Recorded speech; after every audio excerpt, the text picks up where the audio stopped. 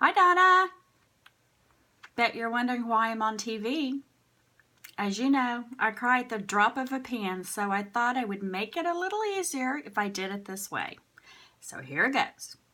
A couple of months ago, Phil called and said, let's have a surprise birthday party for Donna, and you and Dina are in charge. So surprise! Happy 60th birthday. Donna, the Anderson family has another surprise for you. But before we give it to you, I would like to tell you what your friendship means to me. Many moons ago, I believe 1997 or so, you and Zach were found wandering our neighborhood by Bruce. Not sure what you were really doing, but I am so glad you and Bruce were able to visit that day. It began a long friendship of girl talk, margarita afternoons and nights, swimming, shopping, dinners, parties. Oh, did I mention margaritas? Margaritas. Sledding, shrimp, beer. Yes, beer. More beer. In a glass with ice.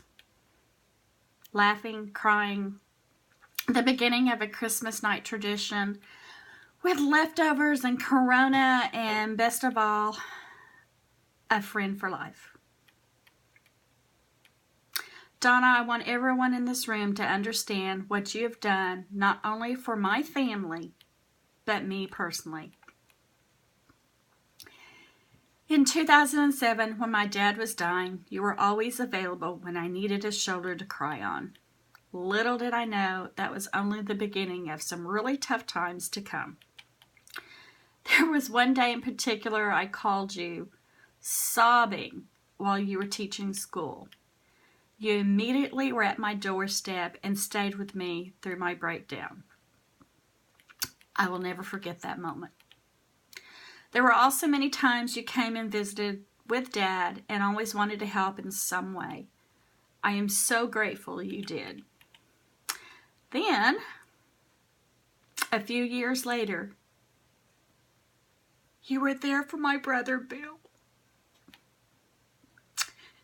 when he had a brain tumor. You even did more for me. I'm not sure why, but you and Bill had a special connection. He could be difficult, but you always saw the good in him, and I thank you for that. In Bill's last days, you spent many hours and days helping my mom, Lynn, and me take care of him. You would help me rub his back or just sit quietly when he was in so much pain. You understood his spiritual side too. While I was at the hospital with Mom, you and Lynn sat with him during one of the worst May storms we have ever had. You listened to him chant, yes, chant, and even stood in the pouring rain with a bowl to collect rainwater for him. What kind of a friend does that? There were a few funny moments too, where I needed your expertise, of course without Mom knowing what was going on, with a certain smoking device. Without saying much more, that was a priceless moment. I think you agree. 2 years later, you are helping again.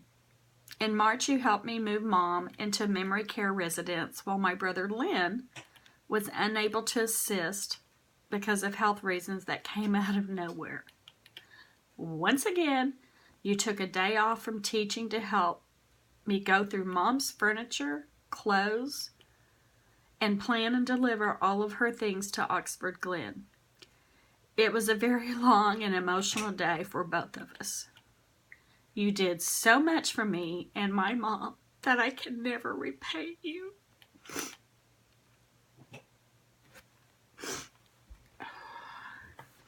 Helping with Mom was the only beginning of your kindness during March, April, and May.